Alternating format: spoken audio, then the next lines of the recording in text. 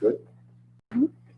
Okay, I will call the September 21st, 2020 meeting of the Fairport Industrial Development Agency to order and start with public comment and ask if there is any public comment.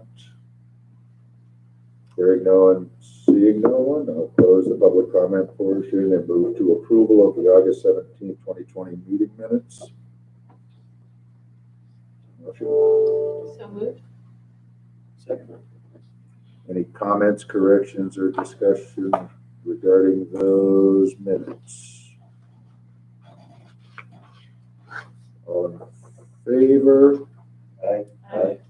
Abstain. And one abstention. Okay, we'll move on to financial reporting, resolution 2020-9, authorizing payment of the bill. Reviewed them, I move payment. I will second. Just note that the resolution is 2020-8. Oh, that's okay. Oh, did I put the? It should be That's the number wrong 9. resolution. Do I have the wrong? No, No, no. the agenda says 2020-9. However, the resolution itself that you're looking at. But Ken, do you have the September resolution for the IDA? Maybe you could pass that down the board and then we can approve it that way. I apologize. Oh, this is the one that we approved at our Yes. August meeting. Yeah. I see.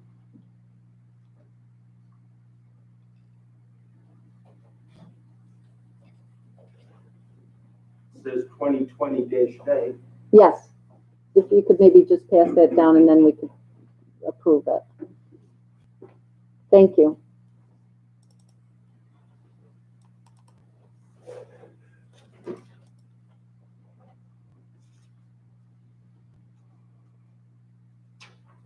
Okay. I want to note on there that the senior grant there, that check was voided. Yep. It's actually a $5,000 grant. There was a mix-up on the invoicing.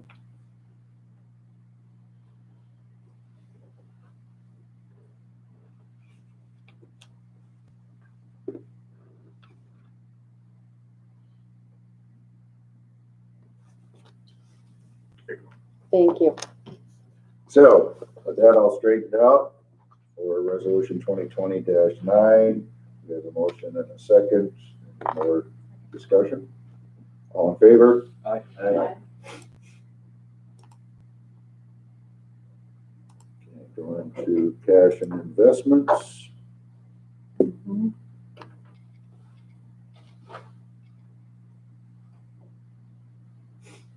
I have a question on our designated monies here on the Bicentennial Gateway, that balance. Is that for phase 2? Correct. Mhm. That's what's remaining to allocate to phase 2. Yes, yes. And you can see up above that one CD, I've kind of designated that as our funds. I have one question, and it's got to do with the statement from our bank. It lists as one of the banks holding cash deposits, Bank of Baroda. Oh, What's that? I do not know. I don't know, but I can ask Megan to give me information on that. Yeah. I'd be concerned they're not an authorized depository. Yep. Hmm. Yeah, I'm pretty sure they're not on our list. That's just in the cash. They only show up in the cash section only. Yes. Ken? Mhm. Yes, they maintain just at, like, you can see $7,800 in cash Right. for us. So, and we can, it's not required that we keep it there, but I absolutely will bring that up with Megan. There was when rates were different, sometimes we maintained cash. And when we were farther out in our investments, they maintained a certain balance in the cash just in case something came up we needed to get something quickly. So we didn't have to sell something early. But because of rates and so forth, we're all in CDs now. And so this is the stragglers here, but I will absolutely bring that up with Megan. Thank you, Ken. That's the other thing about this statement. I look every month at what the valuations are at the end of the month and what they were at the beginning of the year. And they rise and fall, mostly fall, but to me, it doesn't really matter because we hold those things till maturity. So market value. If we hold them till, the market value is not great, but as long as we hold them to maturity and that's what we do, then we're all right. We still get dividends and interest and stuff. So not much, I'll grant you that, But take some of the volatility. Yeah. Take the good with the bad.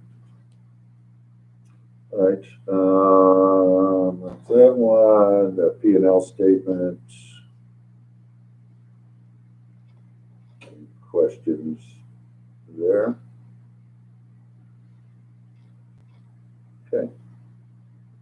Let's move into our Thomas Creek items here, starting with. Chair, would we want to maybe move one of our new business items up to the top, or We would. with our guest here? Yes. Yes. Recognition of our guests. All right, let's join the discussion.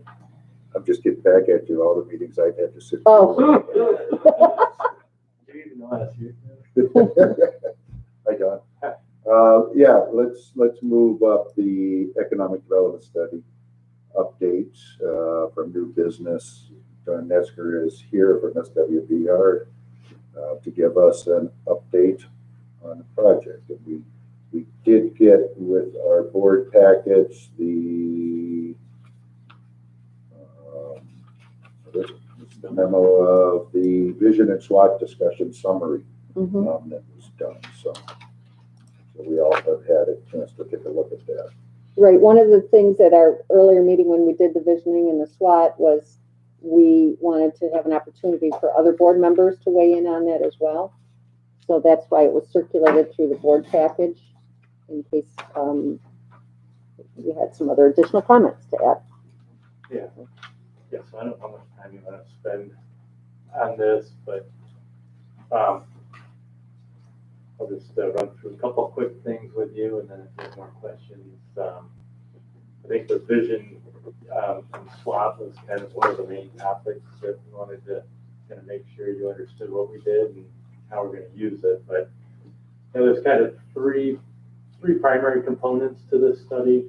One is just the economic and demographic analysis, which is the bulk of the study that's going to basically inform your economic development plan, but also hopefully inform the village's comprehensive plan. So that's one piece that Highland Planning and Urban Advisors is trying to wrap up in the next week or two in draft form. So hopefully you'll see that in draft form in the next couple of weeks. And again, hopefully that's going to become almost a chapter in the comprehensive plan that addresses economic issues. I think most of you saw a piece of that Urban Advisors presented, but there'll be more coming, and it'll also include kind of sprinkled throughout it the results of our stakeholder interviews. There'll probably be a reporting of kind of a direct reporting of what was said at those, but we're also using a lot of those interviews to kind of anecdotally support some of the discussion in the report. So that'll be the economic and demographic report supported by stakeholder interviews. The second piece was this visioning and SWOT analysis, and people did receive that. I've got a couple of notes on my version that I just wanted to go over with you because I know that Donna and Leslie and Martha were there, and for the benefit of the rest of you, I think a couple of things that aren't noted here. I would like to add in the interview that OSED's never really had a vision statement. That's my understanding, right, Mark? We have a You have a mission statement. mission, but not a vision, right? And I think the mission statement is actually officially the IDA's mission statement. Well, we share it. But it's shared, okay.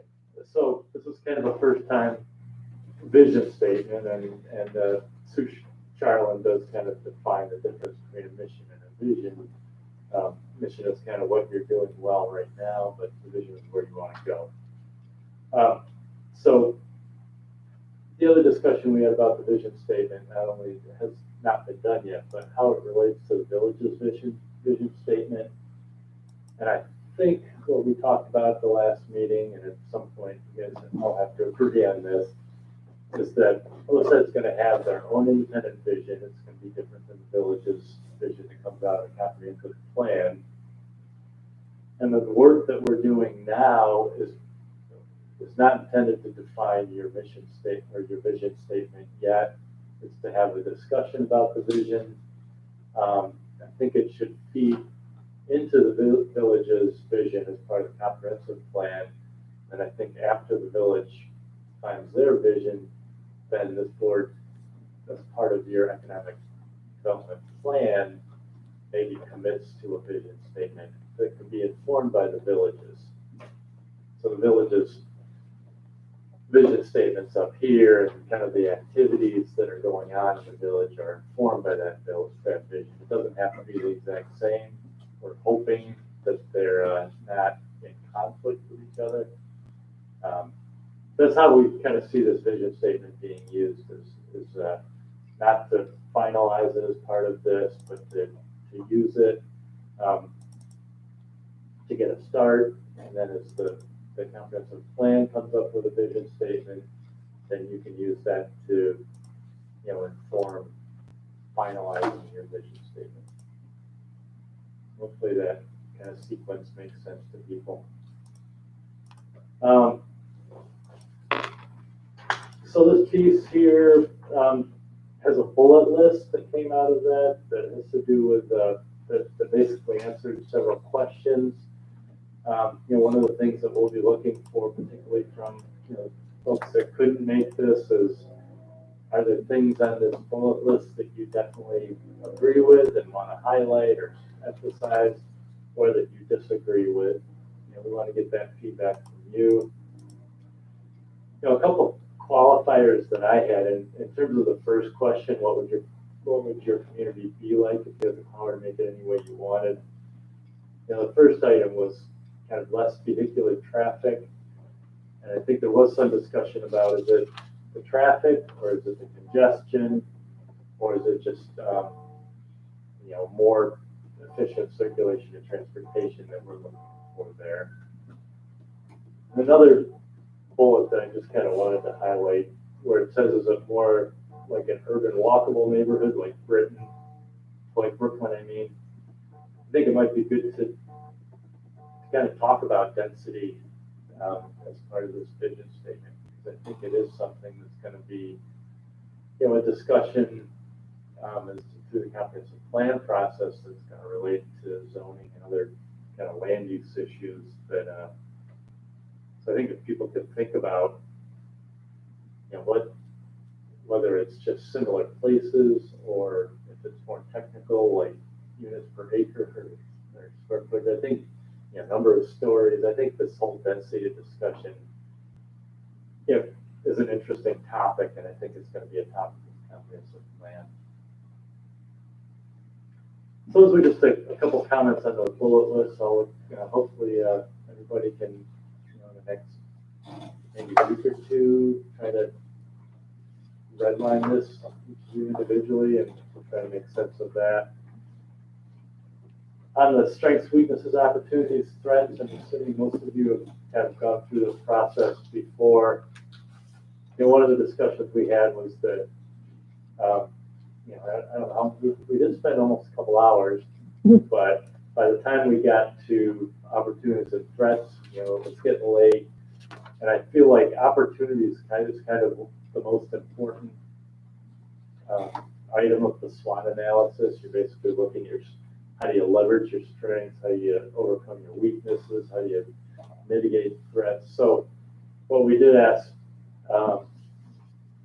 Leslie, Don, and Martha to do, and we'd like to ask all of you to do, is kind of keep brainstorming on this opportunities list, because I think that there's probably a lot more than we were able to get down on paper. Those are just some couple things I wanted to highlight about this. So now, let me ask a question. As you've done this, what you did with stakeholders, is it in interviews going to be basically the same? Because this, I almost think of us as, in some regards, in identifying particularly the SWOT, that we are like a stakeholder. And, you know, that similarly, what we're hearing from stakeholders that have been interviewed, whether they're property owners, developers, store owners, you know, anybody in the economic development community should have this, and then ours becomes a piece of that, and then we all kind of, or they, you know, put those together and take a look and see how they mesh. Because even though we're the driver of this thing and waiting for the study, we don't want it to be just our study. The stakeholder part has to be very important to the development of a plan. Right, so I think that the way that'll happen is that this was a starting point. We'll look for your feedback. I think it's going to be up to Sue and Glenn from our team who did the stakeholder interviews to try to compile this into more of a summary document that includes, you know, the workshop, your feedback, and stakeholder feedback, and then it becomes kind of a visioning and opportunities document. Again, this is kind of going to be a draft document, and I don't know that, as I described that process before, whether it was even released publicly. I think the you know, one piece of this, the economic analysis, will be one document. I think this visioning piece, which was kind of an add-on, as you recall, will be a second piece, but it'll be more in memo form. I do think, I know that the discussion was there would be a follow-up economic development plan, and I think that that's probably where this will all be kind of finalized and brought to conclusion. But we will wrap all the stakeholder input into this as best Sue and Glenn can do. Incorporate their feedback. And I think it's going to be important for us. The visioning statement should be the last thing that this board does in the plan. You know, after we've had a chance to talk amongst ourselves, identify all the, you know, the SWOT, but also hearing from stakeholders. So it's not a top-down plan, just like, you know, comprehensive plans, you know, are being treated from community up. I think that we have to take that same approach. And so in that regard, our vision has to reflect what our stakeholders are thinking as well. So the very last piece of anything that we do in this study is, you know, if it's going to be a visioning statement that's adopted by this board for this board's purposes, it's important that, you know, it's not just us sitting down and coming up with some buzzwords. Yeah, I was kind of a little worried when you presented it as using the stakeholder feedback to validate the data. I think it's kind of two different things. A lot of times your data can be very different than what your stakeholders are saying. And I mean, depending on what the stakeholders are saying, it could actually, you know, it could go contrary to that data. So it's, yeah, so to me, that stakeholder feedback is more important in this process, and then using the data to inform the plan based on what that vision is, and that's kind of those pieces together. Now, I may be stepping over lines here because I guess when we got into this whole thing, I had a different impression of what it was going to be as far as what we were buying, and shame on me, you know, I should know this stuff, but I assumed that we were getting a plan, but we've since learned that no, this is more just, you know, kind of data resource kind of information. But so we may be stepping over the line here, and that's what comes with the plan, is the more in-depth analysis. You know, I'm anxious to see what the product is that we're going to get back as far as what the data is. Right. I mean, we will still receive a finished document in accordance with the contract, that'll outline all of those items, right? We don't have to wait for the comp plan to come, right? We're Right. going to have Yeah. our own Next step is study. Draft, within a couple of weeks, but it will be primarily data and stakeholder, reviews. But, and that's kind of where it's gonna get a little, how much information you take from your stakeholder. You're using the term interview, and so I'm thinking that's a sit down and, what do you like, what do you don't like? That goes beyond data. Yeah. So. And to your point, I think that it's mostly going to be, where kind of the data and the discussions with the stakeholders are collaborating certain issues or points that is where they want to use that. So it's not going to be taking stakeholder opinions and including them. It's going to be, I think, maybe certain trends or Priorities that are supported by what the stakeholders are saying will be incorporated into it. I think that the opinions maybe someplace else. Yeah. Because we want to capture everything they said. But the things that will go in the report are things that are kind of collaborating with the data says.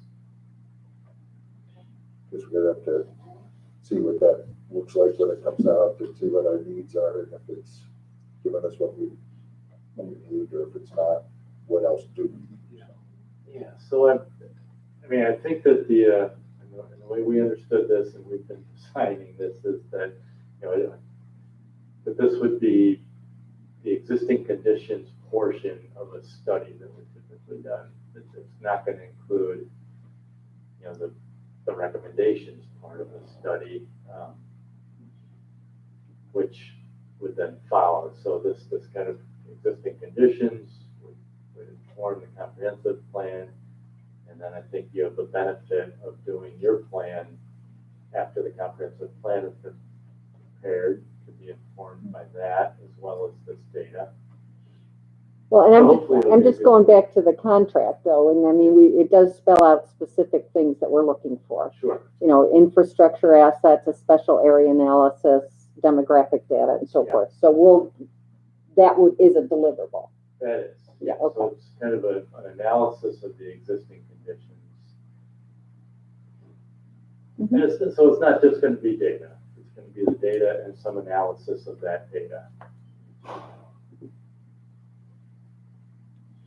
Todd, does this document right here, the SWOT analysis that was passed around as part of that memo, is that only the voice from that workshop that Donna and Leslie participated in, or was this also stakeholder input captured here already? That was only from the workshop. Okay.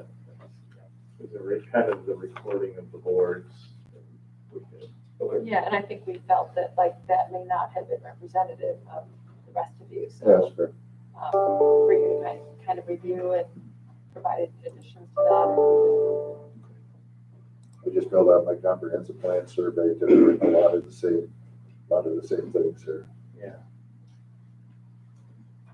So then the third part of this study was going to be this impact analysis.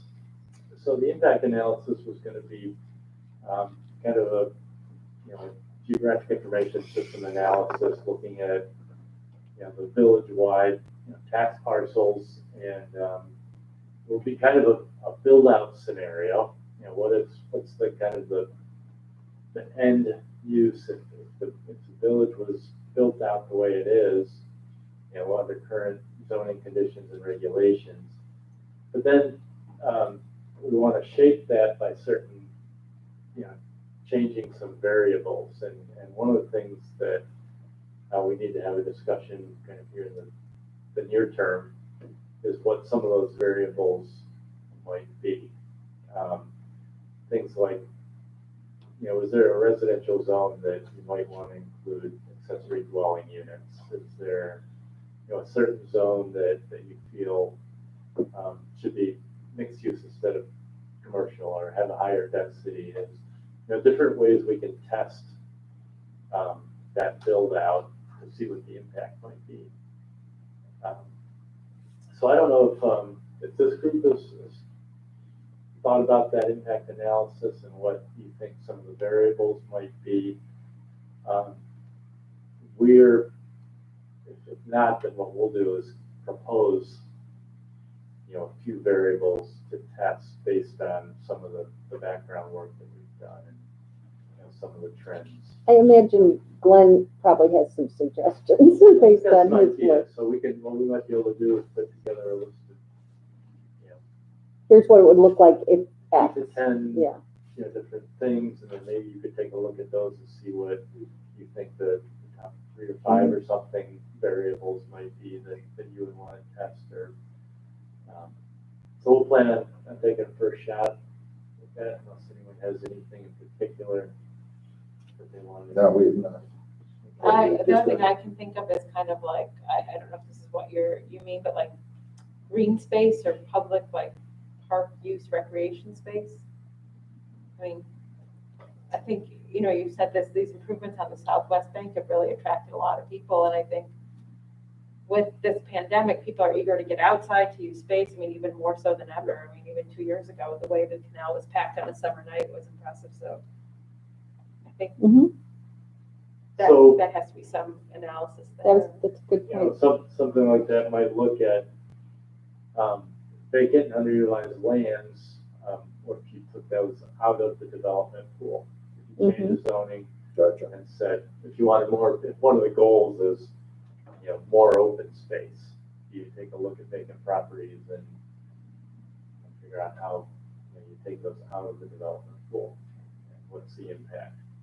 Or connected, we had talked about connectedness, right? Right. And again, our focus is pretty much the central business district in this regard, as it gets into Potter Park, that's outside of our scope, really, with this board and our study. Oh, I was thinking of like the parking lot extension question, and I mean, it didn't seem to be a conflict with the green or the whatever we want to call it, the green space. But maybe it could at some point. One of the big questions I had, was things like Minerva Land School. Was kind of the fate of some of these like big properties in the village, and I know that's outside of your central business district, but It's also outside the village for the most part. it's a major property within the village.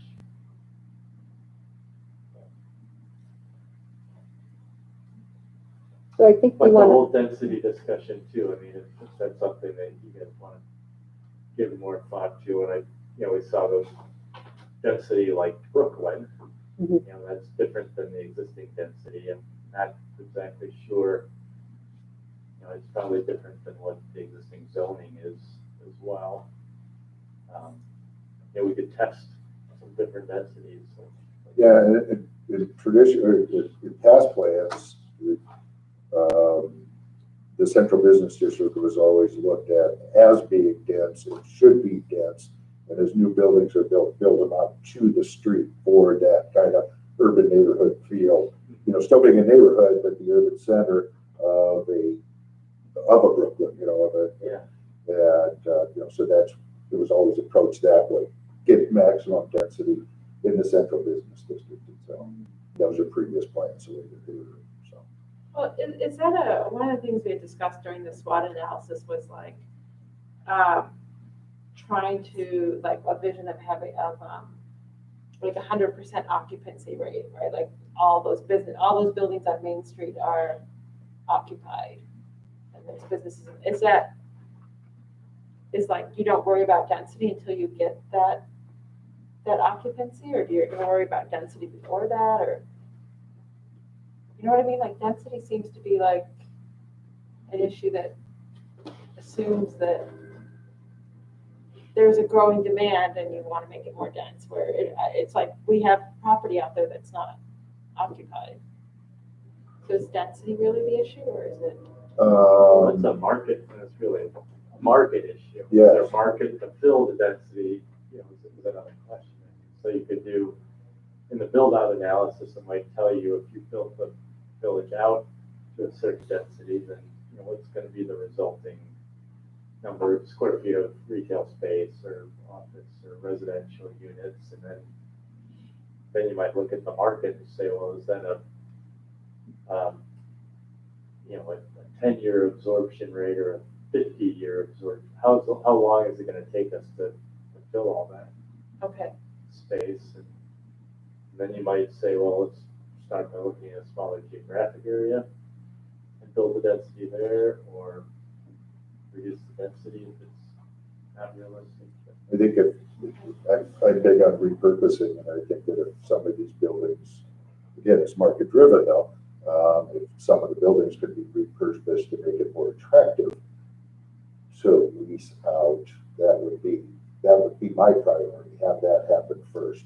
yeah, I think that I feel came out in the discussion. Yeah. Um, We have a lot of space here in the village that is, could attract, Desirable. could be desirable. Yeah, I think. It's already built. What I was thinking of was your comment, Martha, about, how is this captured here, about not incentivizing, but, Incentives to align property owners with our Yeah. vision. yeah, that to me is the action of what Kevin is talking about.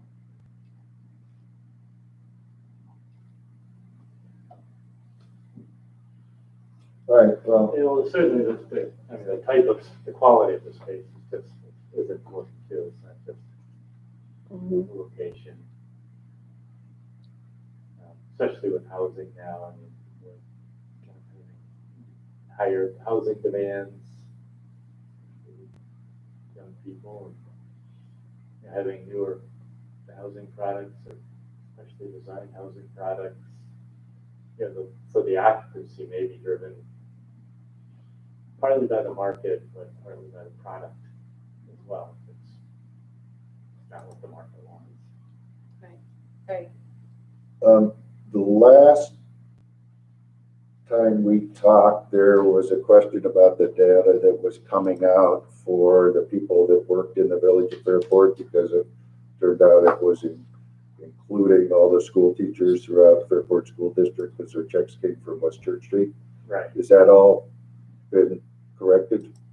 I believe it has. I believe that was exactly the problem, was that it was, I think it wasn't just, it was the school district was the biggest issue. Yeah, it wasn't just Brooks Hill and JP that are in the village.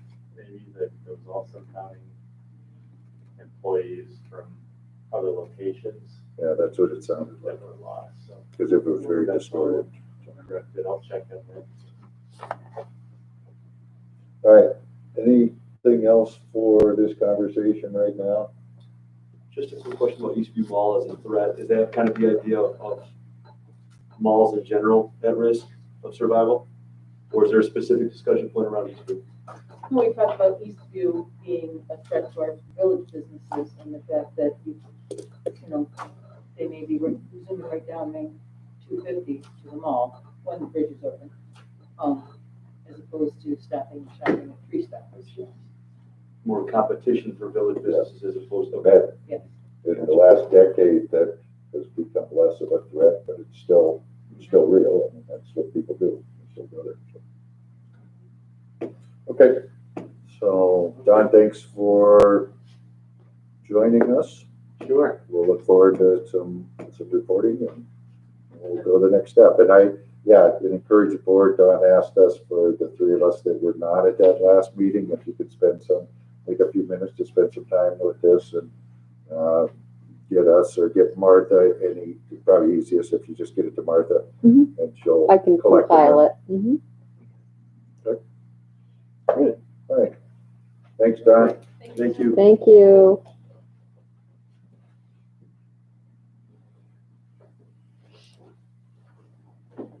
Okay. Now we can talk about Mhm. butterflies and gardens. Yes. Yes, I just wanted to remind you that Wayside is ready to go. I haven't been out there lately, but they have the plant materials and they will be replacing the planting. And you see in your board package, that is the dollar amount that we'll be expending. The IDA. Well, what just, the last one I saw from before was $5,800. What changed?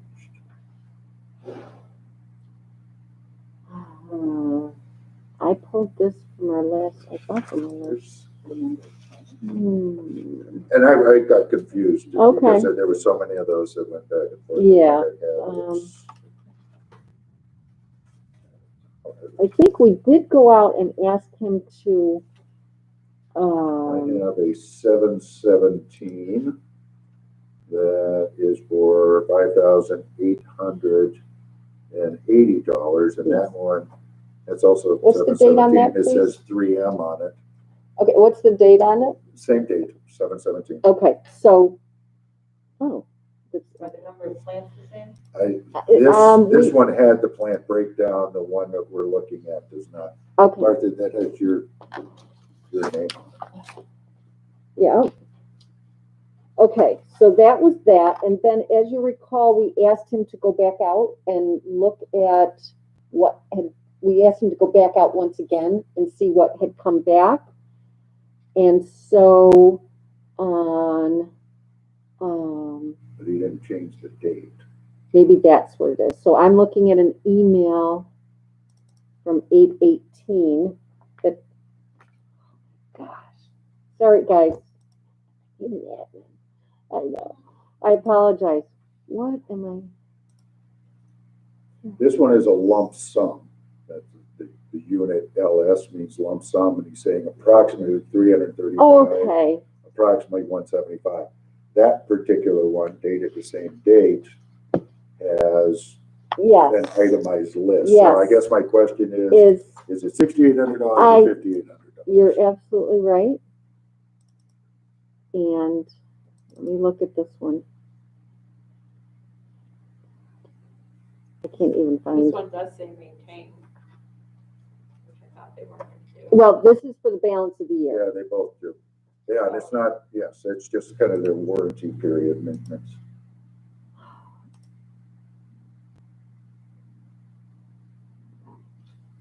I apologize, guys. Right now, I'm confused on Right, which well, you ones. can let us know. Yes. All right.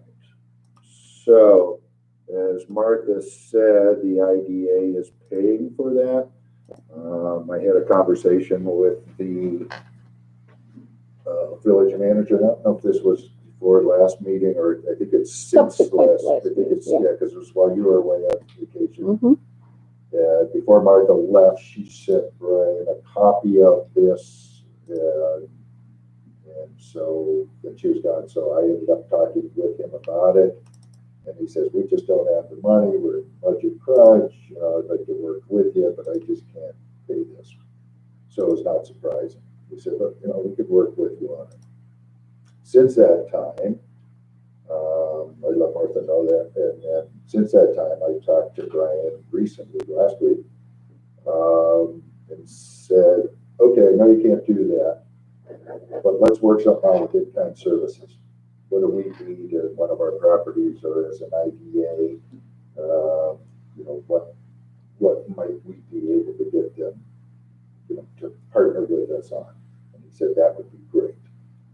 I threw out, just as we were talking about the expansion of the North Main Street parking lot, he said, "How about putting in some lights for us there?" He said, "Yeah, we could do it." He says, that's something we could probably do. He says, that's worth a whole lot more than $6,000. It's public benefit. So anyway, so I don't know that will happen, but I think that will probably be the only recourse or the only approach that we really can take is to try.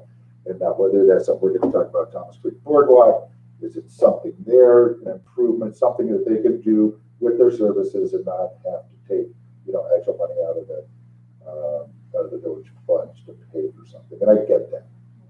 But so we need to be able to get something in return, and he was agreeable with that. So that's kind of the status of the butterfly garden. And that rolls right into the Wetlands Park Boardwalk, Martha? Right, Wait, excuse me. Yep. Okay. Are we acting on the butterfly garden or no? Yes, we authorized, as I was reminded last month, to do the replantings. we did. We authorized, at last month's board meeting, we authorized him to go ahead, because it was So you important to get get on the material. schedule. Yeah. We were Get about the to plant material. material into this season. Okay, good. Just gotta find out how much we put in. I know, I apologize, guys. Thank you. Okay. Share with us. Right, so I just wanted to note that I've received two comments from two people in the public inquiring about the condition of the boardwalk at Thomas Creek. And just for fun, in your board package, I included some pictures from when it was built in 1996. And then these photos, most of these here were taken by a concerned citizen who offered to go out there with his hammer and, these scrap lumber, and I said, please don't. And so we've got it's well past its useful life. I also have included a couple of pictures of the conditions of the overlook. The graffiti was not bad, so that was good. There was some issue that part of the fencing had been pushed out. I did share this with the village and said that we are considering possibly upgrading the entire boardwalk with that fencing that we put in at the overlook. But in the interim, could you take care of some of those safety issues, or would you prefer we contracted it out? And the village manager happily said that they would take care of addressing those missing boards and things like that on an interim basis. Where I'm looking, is this the fencing that we put in? That Yes. we just recently put in that was, I think we need to relook at how that's fastened, if that could be just Absolutely. pushed in like that. Yes, I think, I would say based on my unprofessional construction thing, this is where the kids that can congregate there want to desperately get down into weeds for whatever reason. But absolutely, and you're absolutely right. Now that we've seen it in place and can look at the conditions of what it looks like a year later, I absolutely think that would inform how we would engineer the boardwalk. And this afternoon, I did receive a proposal from Greenman Peterson. First, we have to decide if we want to, is it time to go ahead and upgrade or repair, recondition the existing boardwalk. And then we have received a letter from a proposal from Greenman Peterson for their engineering services related to that. And that's in paper form in front of you. We got that today. Not saying we have to go with them or whatever. I'm just saying that they are the original engineers on the entire project, as well as all of the improvements we've made since then. $13,000. Okay. So, Is it the village's responsibility to maintain this pursuant to it's specifically excluded. excluded? Our license with the Thomas Creek, and I think that's also in your package, Yes, it it is. specifically excludes the boardwalk and overlook. But they'll mow, they'll Yes. plow, they'll. Yes, they do the routine stuff. I'm going to suggest we also think about carving out the maintenance of the butterfly garden, but we'll come to that. So, but no, it's specifically called out that it's ours. Just for this reason. Wonder who's on the village board then? You know, Kevin? Must have 25 been years Leslie. ago? Oh, it must have been Leslie. Yes, I beat you all in. Between the three of you, we got a pretty good window where we can blame one of you. Mhm. Oh, I was, Yeah. 1996. Well, at the time, I was. I was on. Board. Okay. I wasn't also on the. I was on. Unlike Kevin. came out in '93, Okay. but I wasn't on this board. Oh, okay. I was only on there. I have to Okay. go back to Donna days. Yeah. Right. Sounds like an agreement I would have made. All right, so what are, Oh, wait, are we talking about the license agreement? That's everybody but two women up there. The license agreement is only as old as I've been here. So, Right. We're safe. okay. So, So what are, the question would be, does the board think it wise to go ahead and plan to upgrade or renovate the existing boardwalk? Or engage the services of Greenman Peterson to go through that process, figure out how much it's gonna cost, and then make that decision, I think right? 'Cause my this- personal opinion is that it's not something we should do right now.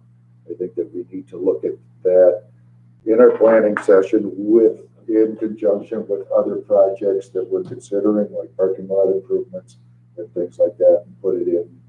And at this point, not really doing it. We're talking about having a serious planning meeting once we have a report back from the architects, because the different things we're looking at. I know it needs work. I took About 25 years. my school age kids down there. We weren't really impressed, but, Mhm. It's so true. It's not nearly as interesting as it. so, but anyway, I mean, I saw the condition of it, and it does get used. Oh, Absolutely. yeah. I mean, and not just by vandals. Correct. It's used by people. It was a nice day. A lot of people are out there, and it's a great asset that we need to make sure that asset is maintained. However, in my mind, I don't think it's an immediate priority, and Okay. it should be part of all the other things that we look at. Hopefully this winter, we're gonna be able to get together and have a nice Yeah. planning meeting. And that's with the understanding that the village is gonna repair the things that we're looking at here. Yes, Which is outside the scope of their contract. it is. Although, yeah. Why did you talk to Brian? That was probably the trade-off. That's probably- Oh, golly, I hope he doesn't think that's it. But so they're gonna I'll put- Band-Aid this Part- stuff. Pardon? Right, they're gonna Band-Aid. They're gonna what we Band-Aid it. see. Okay. Good stuff. So, did anyone else have any thoughts on that? Or- No, I like that approach too, Kevin. All right. Okay, Belongs on that topic, on the list of things to thank you. think about. And so then the license agreement, we actually talked about that.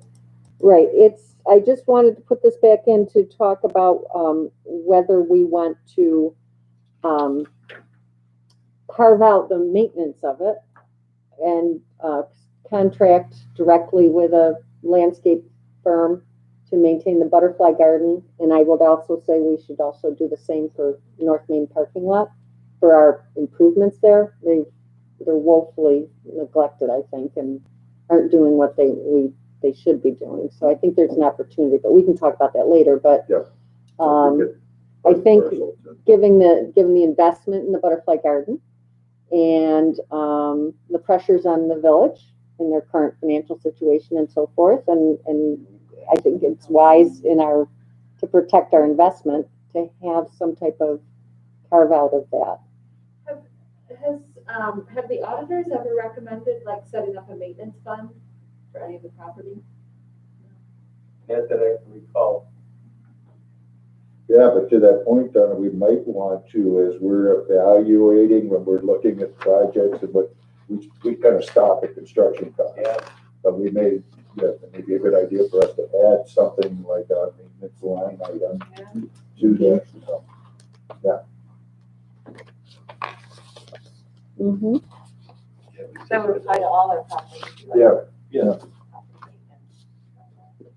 aside from the plowing and the general DPW type Right. of thing. Do we have anything now in our portfolio where we are paying outside entity to maintain? Just the way we're talking about potentially doing so. No.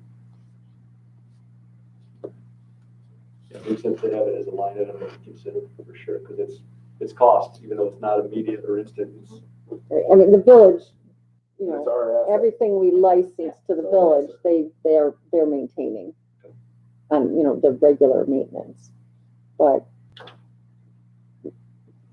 It's up to you, it's up to y'all. What do you think about revising the license agreement to carve out the butterfly? Nothing at this point, I would say. Leave it be? Well, I think we have to do it before April of next year then, because Well, we get maintenance on the new stuff Through the balance of the year, for the balance, yeah. no, for 8 years. For 12 months. On the, The butterflies. okay, on Wayside? Always mean say as part- balance of the year. Yeah, I think it's the garden year. I think it means a 1 year warranty period, so. all right, so I should probably clarify. Yeah. But a warranty is different than maintenance, though, isn't it? Or I don't know, okay. Do we get a 1 year warranty on the new stuff, right? Yes, we should. But there's quite a bit of stuff that isn't new. And so you're talking about the other stuff. Some that die are not maintaining the garden, that's the other side. Well, again, we talked about this a number of times, and we were gonna try and get an idea of what it's gonna cost us before I thought that Yeah, and he, Len has been talking to somebody, and I'm not interested in saying we wanna do that until we know what it Okay. costs. okay, so we need to get, okay. Find somebody to do that. So, got it. I get your point. Yep. So we find somebody, get some quotes to maintain those things, then do the carve out. If we, Yes. yeah. What's his name? From Wayside. Oh, Len? no. Paul? Paul. Sorry. Len. Paul had originally said he could find somebody. He couldn't initially, so, Yeah, because they were real busy. yeah. Now might be the time. Okay. Okay, and so then the same thing regarding the North Main. Well, that maintenance is, agreement, we're gonna talk about that. yes. So We're gonna talk projects. but, and I'm, to my mind, though, I'm gonna limit it to the Butterfly Garden and the North Main parking lot, because we own those properties. The plantings on the canal are not on our property, so we, and we didn't specifically contract for that. We gave them Which one's on the canal? the Southwest Bank, Okay. right? So, okay. Right. Yep, I Let's will, talk about the I will do North Main parking lot east expansion. well, wait, the parking lot license agreement, y'all, when we were talking about, possibly expanding it. The, questions were about liability and what do we have a license with, and Ed and I reviewed the license, and the license, is this correct? Yep. We licensed the improved property to the village. The rest of it is not licensed to them, so in theory, when they're traveling over to do their dumping and all of that stuff, that's not covered, That's Ed? not covered, yes. There's indemnity, so if anything goes wrong, they're indemnifying any activities that occur on non-licensed property that we own, that they use. But the purpose of it was, I guess, I don't know the original intent, but it looked, the way it was drafted, the parking lot is described as only that which is improved. That's all. So So So do you recommend that we, we would expand the license to Describe the- cover the entire parking lot. because they use it, Yes, for their, for their transfer, for their snow dumping, all of that kind of stuff? We're not changing what they're doing there, we're just Rod, giving them permission to continue doing what they're doing, right? that's correct, because right now they're not supposed to use it. They do not have a license to use anything and other so, than. this is, so as it impacts us is from a liability standpoint.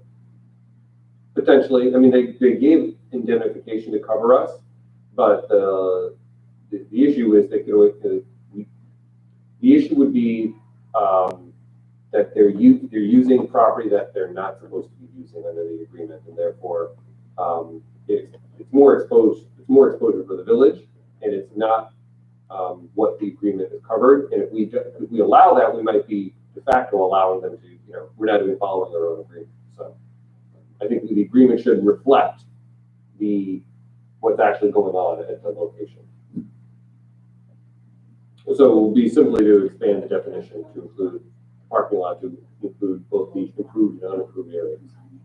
I think that's what we were talking about. I mean, we don't have to, but, you know, in a collaborative sense, Yeah. it, Can we put it no, in there's no the- harm to us, and We're talking about the parking lot we were talking about last meeting, right? next to Campagna.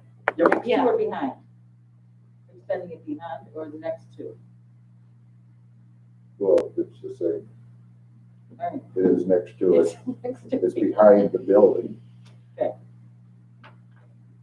All of that, But that's what I- specifically the part that isn't yet paved. Right. Would be extending kind of beyond. It goes all the way out to Country Max. Thank you. I'm sorry, yes, goes to Country Max. So east-west me.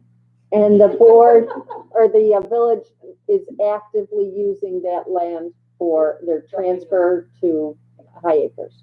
But they snowplow the entire parking lot. They snowplow the parking lot and access for themselves back to the, In the current condition, they snowplow, because then there's this thing about the milling that says it's not appropriate to snowplow. if we chose to expand the parking lot, we asked for, the building code officer to, comment on what would be appropriate. Right. And so, because as suggested to us by someone recently, they thought, well, we could just bring in millings and roll it and just put a, you know, I don't want to say, it's not, you know, it's just a step above what's there, literally, Right. versus what we put in, which actually includes a drive lane, which has extra, you know, density and so forth to handle the traffic and so forth, and the DPW trucks. I think village code reads dust free. I did I That's what the include that? language said. Yeah. So, do we want, I think the council has recommended that we consider revising the licensing agreement to include the entire property, but, Well, I think we have to if, in fact, we are going to go ahead with expanding that. Yeah. I think in the recommendations, even if we don't expand it, we should expand the license. For how it's currently used. Yeah. Because we got more exposure than we thought, right? well, with the indemnity, With the indemnity, it just, what it creates is trying to enforce this will cost you a lot more money in court. I think we would still win, but it would just be a lot messier. So when we go forward with this expansion of the parking lot, you know, down behind, yeah, whatever we're doing to the surface. And then even beyond that, the garbage trucks are gonna go down there and dump until they get to High Acres. yeah. Well, and this isn't the residential thing, it's like the bulk stuff, they bring the bulk over till they Yeah, get 'cause I've a never seen sufficient. garbage dumped down there. No, not garbage, it's bulk. This is the waste stuff, like the yard waste? Lawn and garden. And washing machines and so on and so forth. The stuff they used to keep Junk. at the old DPW. Oh, And then when they get a adequate size of load, I guess, it's more efficient to take a larger load to High Acres, is how it was explained to me. Couches. Yeah. sofas, Yeah. that kind of- Grills, Now, I don't spend a lot of time back there, right? over 18. Is that in any way screened? No. To bring more Just people back there? just naturally screened, it's tucked in. Okay. I mean, there's kind of a car Yeah, down back there, there, but it's check surrounded, on that out. it's surrounded by woods. And there are people that use it to access the village already. There's a natural kind of trail from, what's Rose Hollow on, whatever street that is. You know, in the homes behind there, there are people that use that to transfer to the village, but. So, So where are we with the expansion then? I guess that's our next item. You said we're gonna Well- amend the, do we need a vote on amending that, Yeah. Ed? okay. I have a motion to amend that agreement. So moved. Second, anyone? A second. All in favor? Aye. Thank you. Thanks. All right, so then the next few pages are talking about, you know, what do we want to, what would be entailed with expanding it? So the code officer has given his reply with regard to the appropriate materials. We also kind of, I threw together some information about the lighting. That was my amateur attempt, but what you can see is where the current poles are approximately 40 feet apart. And, you know, the proposed expansion as envisioned by our guests last month, you know, and adding in those other additional spaces would mean we'd look at putting in 4 light poles.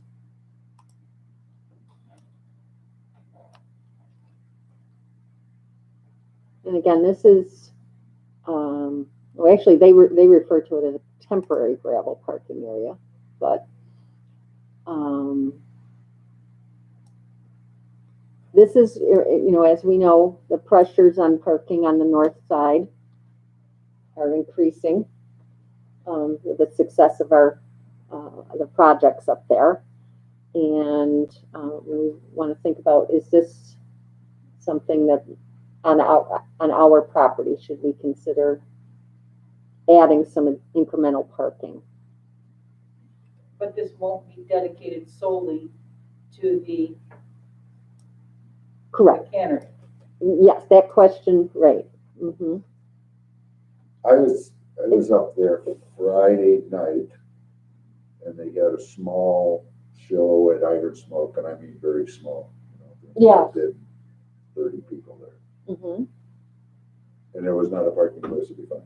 Mm-hmm. Found between Iron Smoke, Trip Hammer, Village Inn, Mm-hmm. Faircraft Brew House, and that's with no Campagna being open.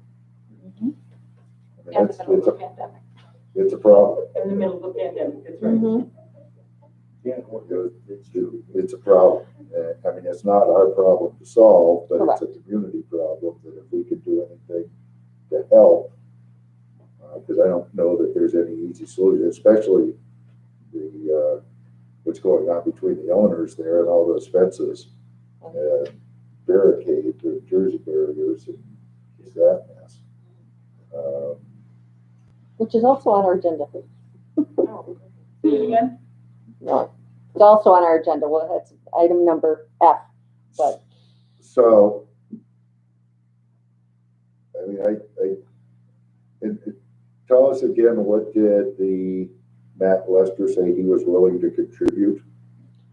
he, as I They recall, would just lightly stone and grade it, Yeah. correct? mm-hmm. Not to reconstruct.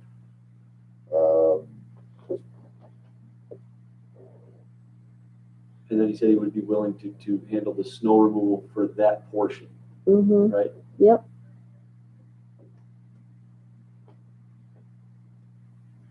And I don't know, I just think it's in our best interest to do that for more parking, for just more public parking, and not have it be designated. I'm not sure just, you know, that part. It's designated parking and, you know, the liability that you're all of a sudden you're on stone and somebody's twisting an ankle. And I guess that happens whether it's designated or not, but I would like to see it improved to handle overflow parking from somewhere. The part about being at valet parking, I don't know. Maybe that works, maybe it doesn't. But I How do can't, we allow in my valet mind, if it couldn't it's be not exclusive. dedicated to them? What's that, Leslie? How do we allow them to use it for valet, which means they're dedicating it just for their use? Well, that was a So I don't question think we we can asked, do that. and they said it would not be dedicated. I It believe would not be exclusive. that in exchange for them making the minimum improvements, that they would look to sign like the last X number of spots for themselves. However, if we just go ahead and make the improvements and stay quiet, they could use the lot as valet because we're not going to be monitoring that, you know, but they wouldn't sign it. They'd just have to hope they got lucky that there were spots, kind of thing. So I don't know that solves their problem specifically and gives them reliable use, but I think after discussion last month, we put that aside and we think more globally for people like the Village Inn, or if someone, and, goes into the old Campania space. I mean, that's always a possibility. So, the current, they're before the planning board right now, with, a restaurant for the front of 75 North Main, so it's only going to become more urgent to address this. And I envision this extension we're not going to put that extra heavy drive lane in. I think that was probably not, I don't know that we don't go with curbing. Instead, we just go with that. Yep. Mm-hmm. Now, if you're gonna do it, I mean, my suggestion from a construction experience is you just put minimal improvements in. And then at the point, if we say, okay, this thing really needs to be, we need that much more paved parking, you gotta start from scratch, because you're gonna have drainage, you're gonna have grading issues. So you're pretty much gonna tear out whatever you put in just to do this kind of auxiliary parking area. You'd have to start from scratch anyway. Okay. So I would say just keep the minimum at this point. But possibly engage the village for in-kind services with To the, some regard, and I don't think we would get light poles out of them. no? If light poles are $4,000 a piece, maybe they would. It's certainly would. It's just, Would you recommend making those minimal improvements without lighting? well, that's the question for us to talk about. It's dark back there. Just like it was when we talked about the potential for expanding that gym usage in the old Hannah building. And they wanted to put more parking on that side. I don't think it's safe and to do that without lighting. It's just me. If the peak times are in the evening, then It's gonna be nighttime, yeah. then it makes sense with the lighting.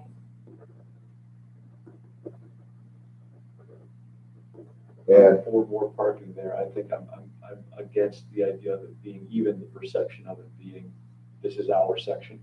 Yeah. He seemed like he wavered a little bit on that, or the messaging was sort of, well, everybody can use it, but they'll have to come to one of these two hubs to get their keys, Oh, right? you're right, I forgot that part. So I like the idea of adding parking up there, but I think it should be something that we do, Stay out. or the village does, and we do jointly with the village as opposed to jointly with an individual developer or property owner. Yeah, I think Donna Well, said it best if we- last month, do we need to get involved in that? Yeah. And we don't. But now this could be interesting too, with the village perspective, that they're gonna be taking on the same liability for public parking on an unimproved pavement. Well, there could be pushback on that from their perspective. Mm-hmm. Yeah, could be. Right, because I've not had a discussion with the manager about this yet.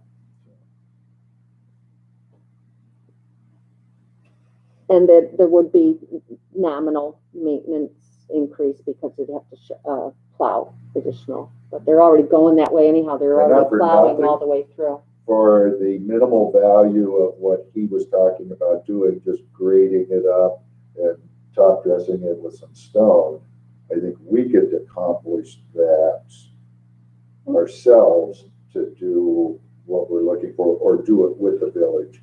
Again, and, sounds like everybody's leaning towards just staying out of the deal with valet parking or dedicated parking for most people, and just let it be, call it auxiliary parking. For whoever wants to park there, and somebody wants to make a few bucks running cars back and forth, God bless them. Can you ballpark what you just summarized as far as if we did it ourselves with the minimum that Lester was talking about? Can you, how many thousands or tens of thousands of dollars are we talking? 10,000. Okay. If With no lighting. with no light. What if we had to pay for the lighting? And Somebody's if got we to get, put lights there. and if we get the village, or that's Fairport Electric. Fairport Electric, we don't pay them for public parking, Public lighting? public lighting. No. No. that mean you I'm would be- trying to remember what we I don't did up north. think we did. And, you know, maybe our contractor put in light pole bases and conduit, maybe. And then they came in. Excuse me, Kevin. I'm remembering, was it the PSC went after Fairport Electric and said that the village should be paying for the electric they use? Yeah. And that was some step thing over 3 or 5 years. Do you remember that? I remember it, I don't remember the Does that resolution. come into play here? Maybe, when I first threw this out to Brian, he says, yeah, we could do that. Which Matt part? won't like it, but, Oh, the lighting? yeah, but then Brian's wheels started turning and he came back and said, you know, that's a whole lot more than $6,000. Oh, yeah.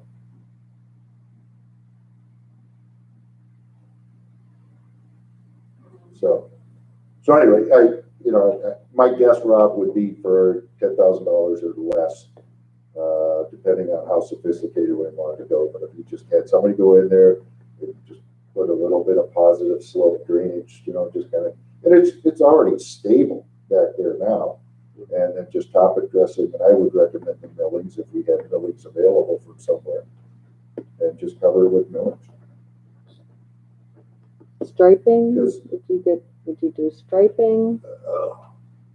It doesn't, you know what that looks like. I mean, it just doesn't hold out Mm-hmm. in that kind of surface. Sure. Whenever they did it, it's over there.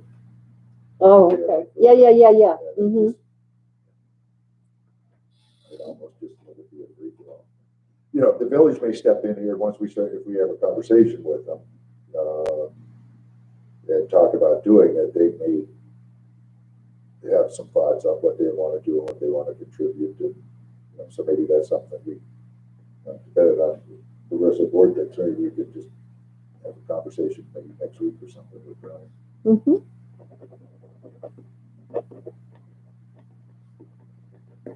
But I think it has to be lighted, though, right? Everybody pretty much. I think that makes sense. Given what we know is driving the need is evenings, weekends. Walking through it. Or do we want to take on a project to expand our parking lot? Build a new parking lot. How much did we pay for the last one? $247. 247,000. That's what I remember.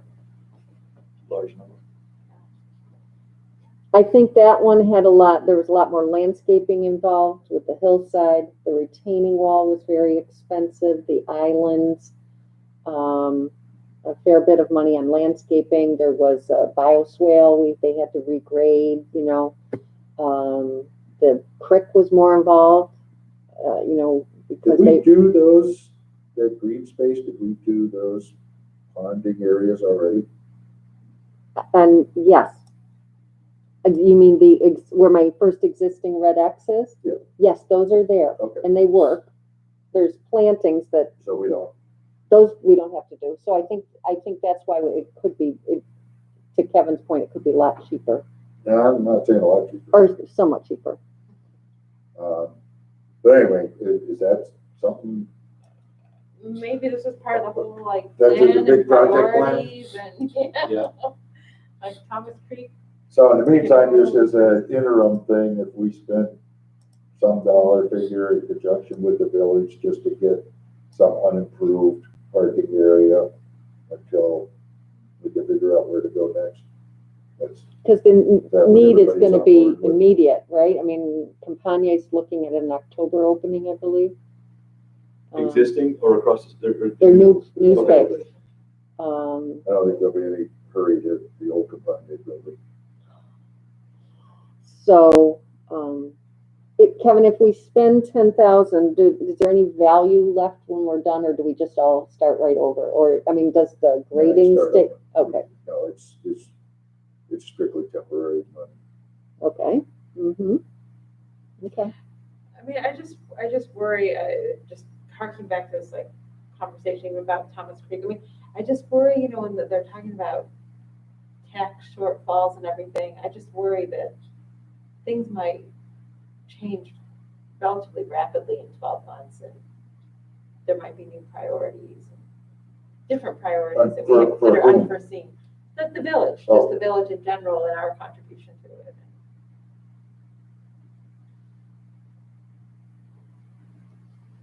It's a good thought. About, I mean, 10,000, I'm comfortable with. Okay. I mean, $250,000 another story. yeah, exactly.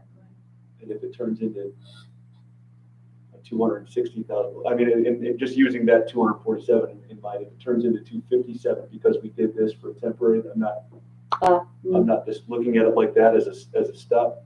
I'm on board with that too, as far as like a 10,000. I'd rather do something short term, but again, like to Donna's point, have this be part of the bigger conversation. Yeah. That's informed by the other pieces to the puzzle that we're working on with the study, with the comprehensive plan.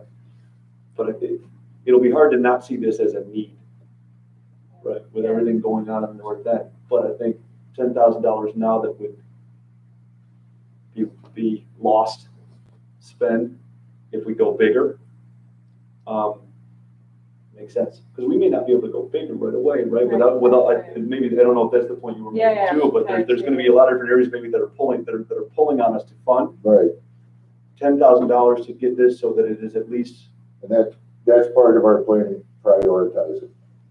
Because that's a threat, right? I mean, as we Yes. talk about the SWOT analysis, Yeah. that is one of our threats. What's it gonna look like 12 months from now? So it'd be 10,000 plus some lighting Yeah, kind of yeah. accommodation. And please don't hold me to like 10,000. No, of course. Already done.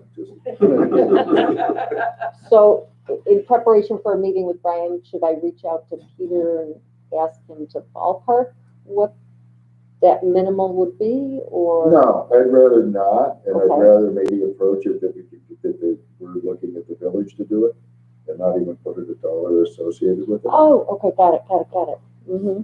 And, but everybody, we're all in agreement that we should not be dedicating this for any particular business or anything. Because I was worried about that when we first started talking about it. Looked like we'd be spending public dollars on, for a private individual. Well, I don't think we can, that seems outrageous, I guess, but I guess, I whispered it to Donna and just asked the question. On camera.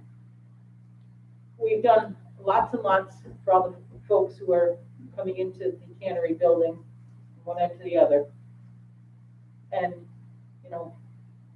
we're gonna do more with more parking and those sorts of things. But I guess my question is, as Matt comes back to us, pulling us into his disagreements, with the rest of the folks around him, and as we grow and grow, I guess I kind of almost feel as though we're going, and maybe it's me not understanding the big picture, but like we're almost over a barrel, and he keeps, I don't know, how do we support it all without it all being expected because we started this whole ball rolling? Am I? Well, I'd rather kind of continue that in the executive session because it ties into what we're having the executive session Sorry. following this.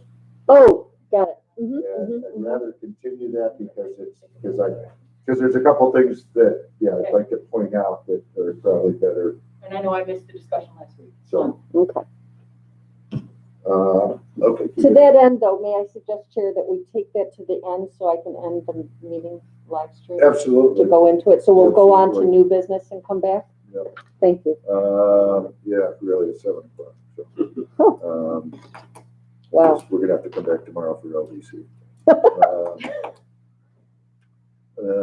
We've already covered the active, new business, economic development study update, management contract renewal. This is the agreement between the IDA and Urban Renewal. And it has the new fee associated with it. So do I have a motion to approve that contract? So moved. Second. Any discussion? All in favor? Aye. Election of officers, we would there be a motion to retain the current officers for the IDA board? So, Second. Any discussion? All in favor? Aye. Committee membership.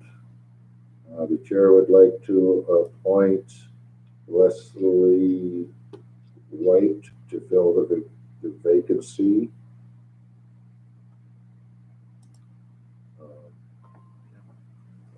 To fill a vacancy on the audit committee.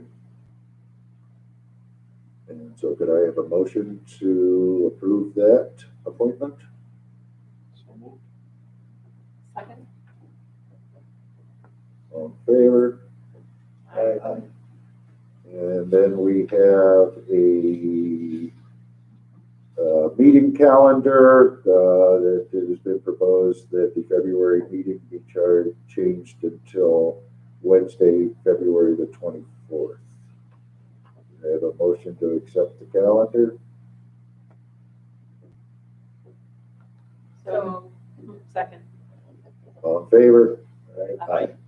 I'd like a motion to go into executive session, regarding a proposed pending or current litigation. Second. All in favor? Aye. Okay, we are now in executive session. All right, one moment. And council, you want to stipulate that we're going to come out of executive session and then adjourn? Yep. Okay, so I'm going to end the No live action to be stream taken. with no action taken. Okay?